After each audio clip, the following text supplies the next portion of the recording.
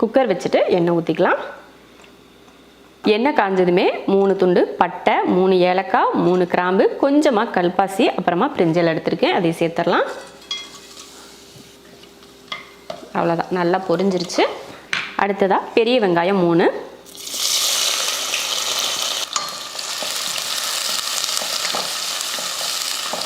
வெங்காயம் நல்லா வதங்கிருச்சு. இப்போ தக்காளி சேர்த்துக்கலாம். நான் வந்து 4 தக்காளி எடுத்திருக்கேன், அதை சேர்த்துறேன்.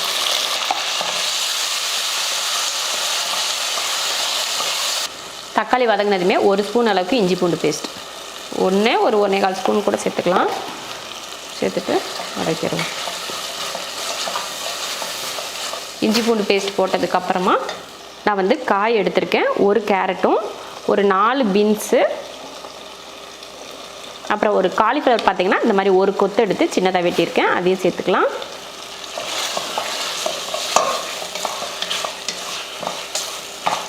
நான் வந்து ஒரு 100 கிராம் அளவுக்கு வேக வச்ச பச்சை பட்டாணி, அதையும் சேர்த்துக்கலாம்.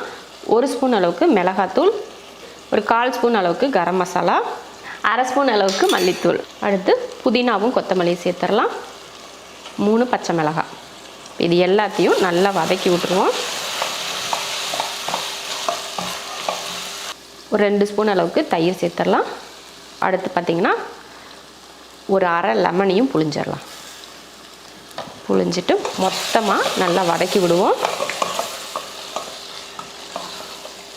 நல்லா வதங்கிடுச்சு. இப்போ நம்ம வந்து அரிசி போட்டுடலாம். 1/2 மணி நேரம் கிட்ட ஊற வச்ச சீரக சம்பா அரிசி போட்டு இது போல் கலந்துருவோம். அரிசி போட்டதுக்கப்புறமா நல்லா இந்த மாதிரி வதக்கி விட்டாச்சு. இப்போ வந்து நம்ம தண்ணி சேர்த்துக்கலாம். இந்த படியில் தான் நான் 1.5 படி அரிசி சேர்த்தேன். இப்போ இதில் தான் நம்ம தண்ணியும் சேர்த்துக்க போகிறோம்.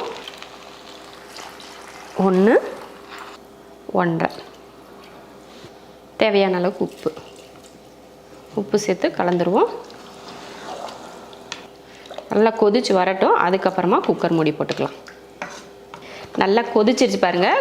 இந்த டைமில் பார்த்தீங்கன்னா உப்பு எப்படி இருக்குன்னு பார்த்து சரி பார்த்துட்டு தண்ணி பாருங்கள், ரொம்ப எல்லாம் இல்லை, கம்மியாகிருச்சு பாருங்கள். இந்த டைமில் நம்ம குக்கர் மூடி போட்டுடலாம். தண்ணி வந்து பார்த்திங்கன்னா நல்லா அந்த அரிசியும் தண்ணியும் ஒரு சரியான அளவுக்கு வந்ததுக்கப்புறமா நம்ம வந்து தம் போட்டுக்கணும். பக்கத்தடுப்பில் வந்து நான் தோசைக்கல் வச்சுருக்கேன், அதில் தான் நம்ம தம் போட போகிறோம். விசிலெல்லாம் விட வேணாம்.